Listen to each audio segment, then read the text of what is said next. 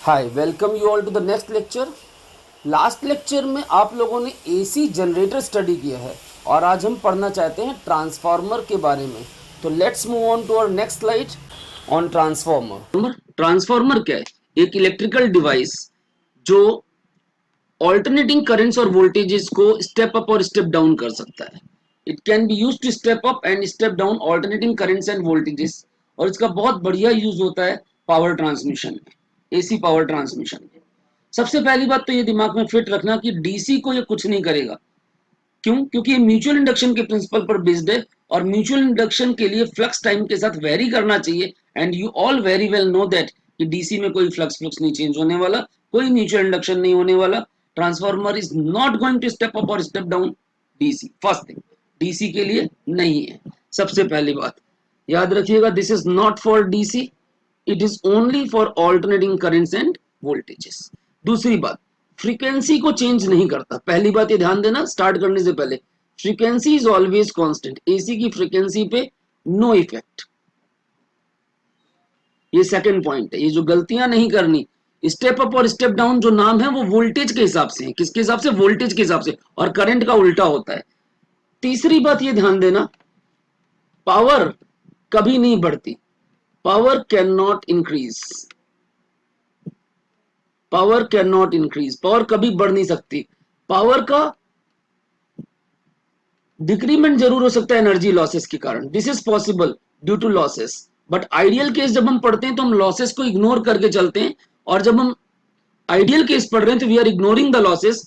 और जो भी पावर है, अगर लॉस नहीं हो रहा या लॉस हो रहा है, पावर इज वोल्टेज और करंट का प्रोडक्ट, और that is always constant. Loss नहीं हो रहा तो जो पहले वैल्यू दे रखी वही है, लॉस हो रहा है तो लॉस माइनस करने के बाद जो वोल्टेज और करंट का प्रोडक्ट है वो कांस्टेंट है। तो यहां से क्लियरली नजर आता है कि अगर आप वोल्टेज बढ़ाएंगे तो करंट घटेगा, क्योंकि पावर कांस्टेंट है।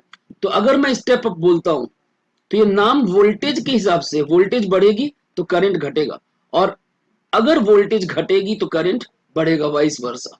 तो ये चीजें आपके दिमाग में बिल्कुल क्लीन होनी चाहिए ट्रांसफार्मर शुरू करने से पहले। First thing, only for AC and not for DC. Second thing, frequency is not going to change. Third thing, power जो है वो आपका कांस्टेंट रहता है। पावर का लॉस हो सकता है, लॉस के बाद कांस्टेंट रहेगा। जो भी पावर टर्म है, मैथमेटिकल टर्म, वोल्टेज और करंट का प्रोडक्ट, वो कांस्टेंट है। अगर लॉस नहीं हो रहा तो बिफोर लॉस जो भी है वो कांस्टेंट है, लॉस हो रहा है तो आफ्टर लॉस जो भी है वो कांस्टेंट है। कुल मिला के वोल्टेज बढ़ेगी तो करंट घटेगा, और वोल्टेज घटेगी तो करंट बढ़ेगा। ये आपके पास चार बातें आपको समझ में आनी चाहिए। और पांचवी बात, जब मैं पावर, अगर मान लो लॉस हो रहा है, एनर्जी लॉस हो रहा है, तो efficiency is always output power upon input power. Clear? तो कहने का मतलब हुआ, output power will always be equal to efficiency times input power. ये चीजें हम यूज कर सकते हैं। Output power is simply input minus loss. अगर लॉस नहीं हो रहा इट्स ओके, एफिशिएंसी इज 100%। अगर लॉस हो रहा है तो efficiency goes down down down, depends, है ना। तो I think I should start the transformer. तो डेफिनेशंस और डिक्टेशंस मैं यहाँ पे नहीं लिख रहा, वो आपको नोट से करनी, सिर्फ समझना है बातों को। तो first thing, transformer is electrical device used to step up and step down, step up or step down what? Alternating currents and voltages without changing the frequency of supply. Next thing, आपके पास if voltage is increased, current is going to decrease, and if voltage is decreased, current is going to increase. Efficiency is the ratio of output power to the input power. And then it is based on the principle of mutual induction. Mutual induction, mutual induction मतलब अगर हमारे पास दो coils हैं, एक primary coil और एक secondary coil, तो अगर मैं प्राइमरी का फ्लक्स चेंज करूंगा, तो सेकेंडरी में भी ये फ्लक्स लिंक्ड है, और हम लिंकेज मैक्सिमम करने के लिए यहाँ पे कोर डाल रहे हैं। तो सेकेंडरी का भी फ्लक्स वेरी करेगा और इसमें भी ईएमएफ इंड्यूस होगा। अगर आपने यहाँ पे ईएमएफ E1 लगाया, करंट फ्लो हुआ I1, तो यहां पर ईएमएफ इंड्यूस होगा E2। और अगर आप इसका सर्किट कंप्लीट करेंगे तो करंट होगा I2, सर्किट कंप्लीट नहीं करेंगे तो करंट फ्लो नहीं करेगा। समझ में आ रही बात? These are all ideal conditions. क्योंकि हमें पता है जब मैं ईएमएफ E1 लगाऊंगा, यहाँ पे म्यूचुअल इंडक्शन हो रहा है तो पहली कॉइल में सेल्फ इंडक्शन भी हो रहा है, और सेल्फ इंडक्शन के कारण जो ईएमएफ इंड्यूस होगा, सेल्फ इंडक्शन के कारण जो ईएमएफ इंड्यूस होगा वो अपने कॉज को अपोज करेगा और इस वोल्टेज को रिड्यूस करेगा, वो बैक ईएमएफ है। तो जो यहाँ पे वोल्टेज मिलनी है वो इससे थोड़ी कम है। हाँ, इसके रेजिस्टेंस को हम आइडियली नेग्लिजिबल मान लेते हैं, तो हम मान लेते हैं कि करंट आपके पास ये जो चीज है हमारे पास ईएमएफ एज इट इज रहेगी, ड्रॉप नहीं हो रहा।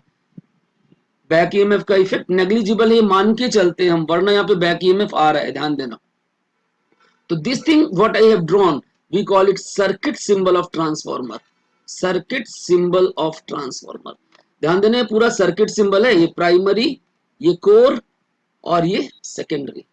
अगर स्टेप अप है, अगर स्टेप अप है तो number of turns in primary will be less and number of turns in secondary will be greater than that in primary।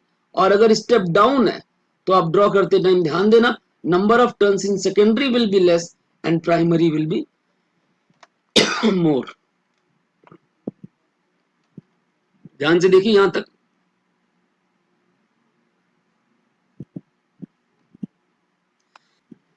I think it's clean. So this is the circuit symbol of transformer. Now I am going to discuss the construction and working.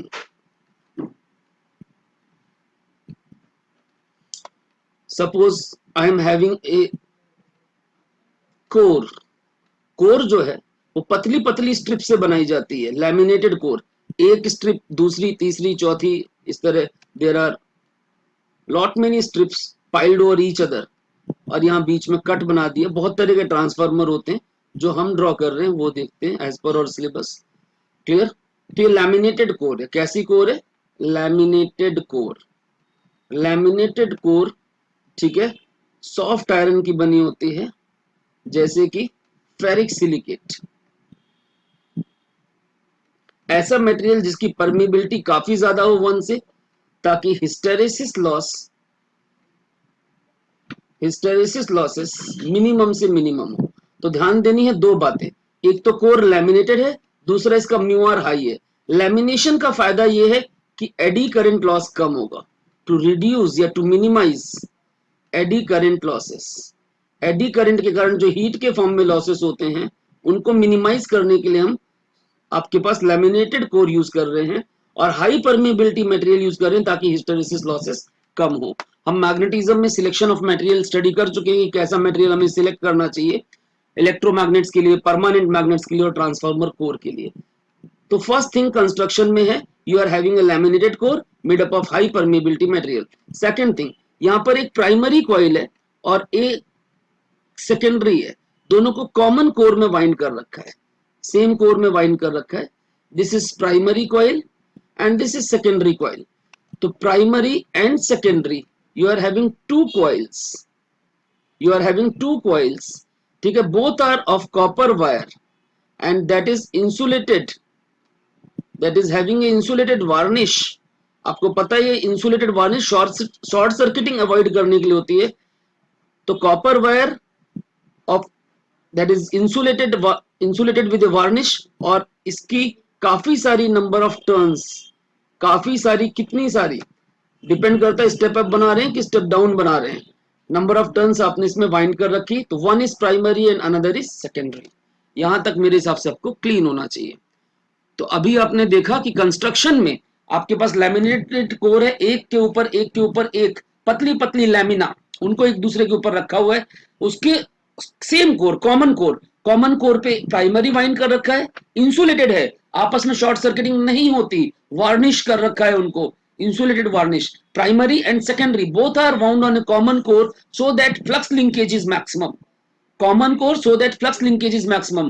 Moreover, high permeability material that attracts the magnetic field lines, magnetic field lines को अपने through attract करता है ताकि leakage of flux minimum हो। यहां से आपको ये भी समझ में आ रहा होगा कि ट्रांसफार्मर में किस किस तरह के लॉसेस होते हैं, समझ में आ रही बात। तो लीकेज ऑफ फ्लक्स को मिनिमाइज करने के लिए हम एक ही कोर पे टाइटली बाउंड करते हैं कॉपर वायर को, कॉपर वायर एक प्राइमरी और दूसरी सेकेंडरी। क्लियर है यहां तक?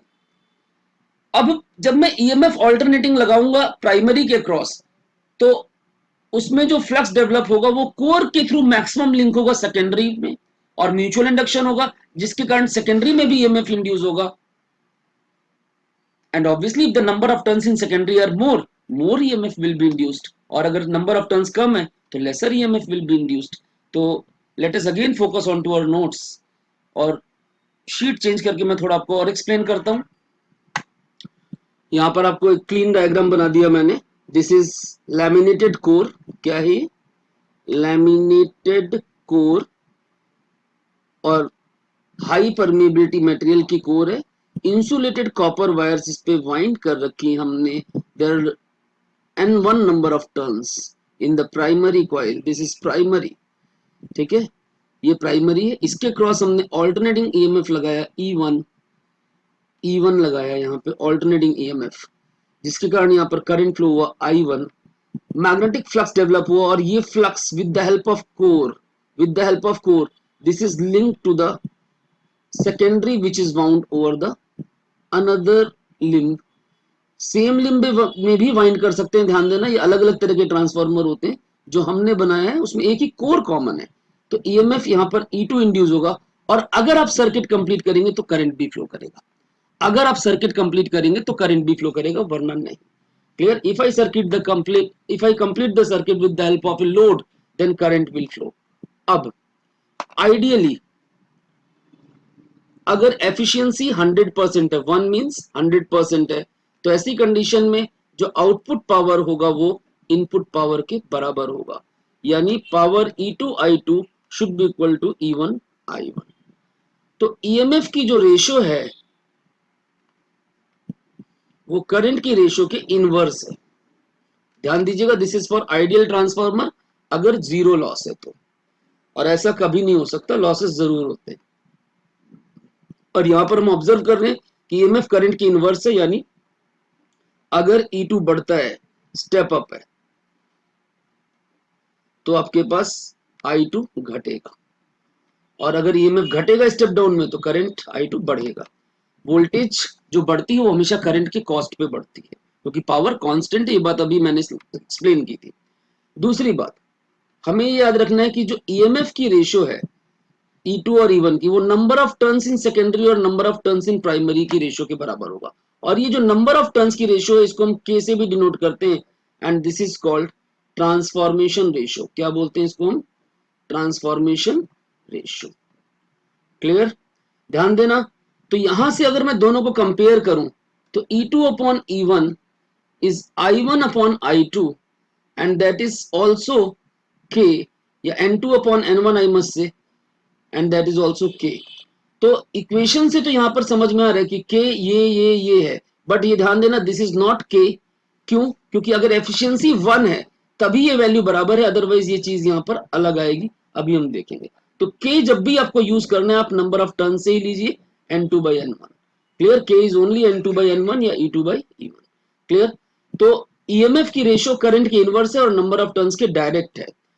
अब सपोज करिए एफिशिएंसी इज गिवन, तो efficiency is output power upon input power.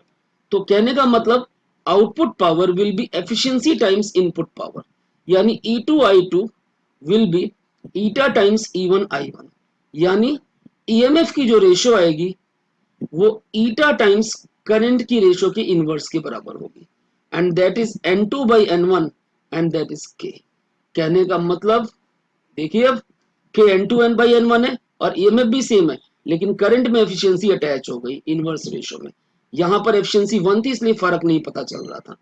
Current की रेशियो कभी भी ट्रांसफॉर्मेशन रेशियो नहीं है, ये ध्यान देना, क्योंकि अगर एफिशिएंसी 100% होगी तभी वो बराबर होने वाला है, अदरवाइज ये रेशियो अलग आने वाली है।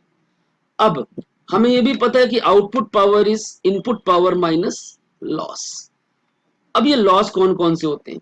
हम इनको क्लासिफाई कर सकते हैं कोर के लॉसेस और कॉइल के लॉसेस। कोर वाले लॉसेस को हम बोलते हैं आयरन लॉस, और कॉइल वालों को हम बोलते हैं कॉपर लॉस।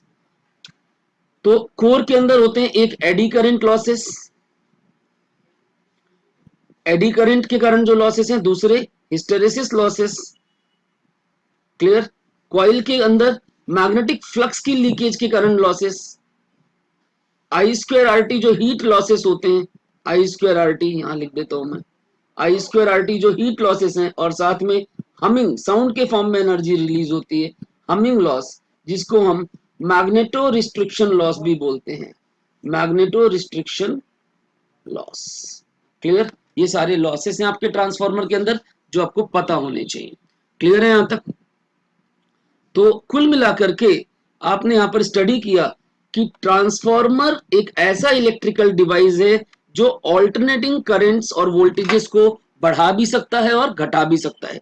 जब वोल्टेज घटेगी तो वोल्टेज बढ़ेगी तो करंट घटेगा, और अगर वोल्टेज घटेगी तो करंट बढ़ेगा। फ्रीक्वेंसी में कभी कोई चेंज नहीं आएगा। It is not going to step up और step down DC. Clear? It is not going to step up और स्टेप डाउन डीसी। क्यों? क्योंकि ये म्यूचुअल इंडक्शन पर बेस्ड है, और म्यूचुअल इंडक्शन के लिए फ्लक्स टाइम के साथ वेरी करना चाहिए, and that is possible only in case of alternating currents and voltages, not in case of direct currents and voltages. And the next thing is कि voltage बढ़ रही है और घट रही है, फ्रीक्वेंसी पे कोई चेंज नहीं आ रहा। फ्रीक्वेंसी अगर इंडियन सप्लाई की 50 हर्ट्ज है इनपुट पे, तो आउटपुट पे भी 50 हर्ट्ज होगी। और इसी चीज का हम फायदा उठाते हैं जब हम ट्रांसमिशन करते हैं, ट्रांसमिशन लाइंस में इसको अप्लाई करते हैं। बेसिकली हमारे को पावर जो ट्रांसमिशन होता है, हमारे घर में जो सप्लाई आती है हमें मालूम है वो एसी है, और वो जनरेट हो रही है आपके पावर स्टेशंस पे, थर्मल पावर प्लांट हो या हाइड्रो इलेक्ट्रिक पावर प्लांट हो। तो जो पावर ट्रांसमिशन है उसमें ट्रांसफार्मर का बहुत ही मेजर रोल है। That is basically I can say not possible without transformers. क्यों? अभी पावर ट्रांसमिशन में हम स्टडी करते हैं। पहले आप देखिए, यहां तक आपको ट्रांसफार्मर क्लियर है? इन पॉइंट्स को ध्यान से देखिए और अपने नोट्स पे फोकस करिए, जो आपने नोट्स बना रखे हैं, जो आपके पास हैं। क्लियर? ध्यान से देखिए इसको। आई think it's clean till this point. अब आपको ये याद रखना है, जब पावर ट्रांसमिशन होता है तो हम हमेशा we always prefer to transmit power at high voltages and low current. क्यों? क्योंकि जो लाइन होती है, वायर जो पावर या करंट को कैरी करती है, उसमें I square R T heat loss होगा, और वायर का रेजिस्टेंस कांस्टेंट है। तो वोल्ट करंट जितना बढ़ेगा हीट लॉस उतना ही ज्यादा होगा। तो हम प्रेफर करते हैं कि वोल्टेज हाई हो ताकि करंट लो हो, और लो करंट होगा तो पावर लॉस, लाइन लॉस जो होता है, लाइन में जो पावर लॉस होता है वो मिनिमम होगा। हम फिर से अपने नोट्स पे फोकस करते हैं, ध्यान से देखिए। अगर मैं पावर ट्रांसमिशन की बात करता हूं आपसे, पावर ट्रांसमिशन, तो सबसे पहली बात, इंपॉर्टेंट पॉइंट आप याद रखेंगे, it is always done at high voltages so that current is low, because power is constant. Clear? Resistance is constant, जो आप भेज रहे हैं रेजिस्टेंस इज कांस्टेंट, तो आपके पास पावर इज वी आई। तो वोल्टेज जितनी ज्यादा होगी करंट उतना ही कम होगा, और करंट कम होगा तो जो हीट लॉस है आई स्क्वायर आर टी वो कम होगा, लॉस विल बी मिनिमम। तो हम क्या करते हैं, आपके पास जो जनरेटिंग स्टेशन है, रास्ते में बहुत सारे ट्रांसफार्मर लगे होते हैं। मैं मान लेता हूं ये आपका टाउन का ट्रांसफार्मर है, ये जनरेटिंग पावर प्लांट का जनरेटिंग स्टेशन, या I can say power plant जो है उसका ट्रांसफार्मर है। क्लियर? ध्यान से देखिए। अब यहां से जा रही है तार, ये वायर से जो करंट कैरी कर, इनके अंदर रेजिस्टेंस है। यहाँ से डिस्ट्रीब्यूशन ट्रांसफार्मर से सिटी के मेन ट्रांसफार्मर को जा रही है, और यहाँ से हम अपने टाउन को सप्लाई दे रहे हैं। हमें मालूम है हमारे घर में हमें 220 वोल्ट चाहिए, 220 वोल्ट चाहिए। समझ में आ रही बात? तो यहाँ पर हम हाई वोल्टेज पे जनरेशन करते हैं। आप ध्यान से देखिए इसे, फिर से नोट्स आपके ज्यादा हाईलाइट कर देता हूँ मैं। क्लियर? ये आपका सबसे पहले आप वोल्टेज को बढ़ाते हैं पावर प्लांट पे, जो जनरेटिंग स्टेशन होता है इलेक्ट्रिक पावर प्लांट, यहाँ पर आप स्टेप अप ट्रांसफार्मर यूज करते हैं। जैसे आपने मान लीजिए 6600 वोल्ट पे पावर प्रोड्यूस की, और आपने उसको बढ़ाया स्टेप अप करके 132, एक टिपिकल एग्जांपल, इस तरह बहुत सारी वैल्यूज हो सकती हैं, और ये सारी 11 के मल्टीपल्स में होती है, जस्ट आपकी नॉलेज के लिए बता रहा हूँ। क्लियर? मान लीजिए आपने वोल्टेज स्टेप अप किया, जब वोल्टेज आपने बढ़ा दिया तो करंट क्या हुआ, डाउन हो गया, और लॉस डाउन हो गया। अब ये वोल्टेज यहां पहुंची। क्लियर? जो आपका एरिया का सब स्टेशन ट्रांसफार्मर है, ट्रांसफार्मर यहां पहुंची, यहां पर आप इसको फिर से स्टेप डाउन करते हैं। पहले जब लॉन्ग डिस्टेंस ट्रांसमिशन कर रहे हैं तो वोल्टेज को बढ़ा के ट्रांसमिट कर रहे हैं, हाई वोल्टेज पे करंट लो होगा और लॉसेस कम होंगे। फिर स्टेप डाउन कर रहे हैं, स्टेप डाउन कर रहे हैं, मान लीजिए आपने 11000 वोल्ट पे इसको स्टेप डाउन कर दिया, स्टेप डाउन कर दिया तो करंट थोड़ा बढ़ गया, ये डिस्टेंस कम है, तो यहाँ पे लॉसेस की उतनी चिंता नहीं जितनी हमें लॉन्ग डिस्टेंस पे। This was a long distance, और डिस्टेंस जितना ज्यादा होगा रेजिस्टेंस उतना हाई होगा, यहाँ लॉसेस की ज्यादा चिंता थी। अब यहाँ ट्रांसमिट करना है, ये आपके पास कंज्यूमर्स के पास जा रहा है, और कंज्यूमर सिर्फ हमारे घर नहीं होते, कंज्यूमर कॉमर्शियल भी होते हैं, कॉमर्शियल जो फैक्ट्रीज वगैरह में यूज होते हैं, हाउस होल्ड वाली सप्लाई भी होती है। तो जो हमारी हाउस होल्ड सप्लाई है वो 220 वोल्ट होती है। क्लियर? तो 11,000 वोल्ट पे आपने अगर ट्रांसमिट किया, यहाँ पर बीच में और भी ट्रांसफार्मर होते हैं 440 वोल्ट, वो और स्टेप फर्दर डाउन करते हैं और 220 वोल्ट आपको फाइनली अपने घर पे मिलती है। क्लियर? समझ में आ रही बात? तो ये कंडीशन है। अगर कोई बोले यहाँ पे मुझे कितनी, मान लो 10 किलोवाट पावर चाहिए, तो ये 10 किलोवाट जो होनी चाहिए इनपुट पे, अगर आप कितनी जनरेट करनी चाहिए, इनपुट पावर कितनी होनी चाहिए कि आपको यहाँ 10 किलोवाट मिले, तो सिंपल सी भाषा में जितने भी लॉस हो रहे हैं, यहाँ लॉस, यहाँ लॉस, अब रास्ते में जितना भी क्वेश्चंस में लॉस दिया हुआ है, तो output power is always input power minus loss. तो जितने लॉस हैं उनको कैलकुलेट कर लीजिए आई स्क्वायर आर के फॉर्म में, पावर है, हीट है, तो टाइम से मल्टीप्लाई कर दीजिए, and output will be simply input minus loss. तो इनपुट कितना चाहिए, जितना आउटपुट चाहिए, और प्लस में जो लॉसेस रास्ते में होने वाले हैं उनको भी हमें ओवरकम करना है। इन चीजों को ध्यान से देखिए, और इनके ऊपर जो न्यूमेरिकल्स होंगे हम अब आगे कंटिन्यू करेंगे आपकी क्लास में। And I think it's clean till this point, you can copy it and it is sufficient for today. That's it, good bye and see you all in the next lecture.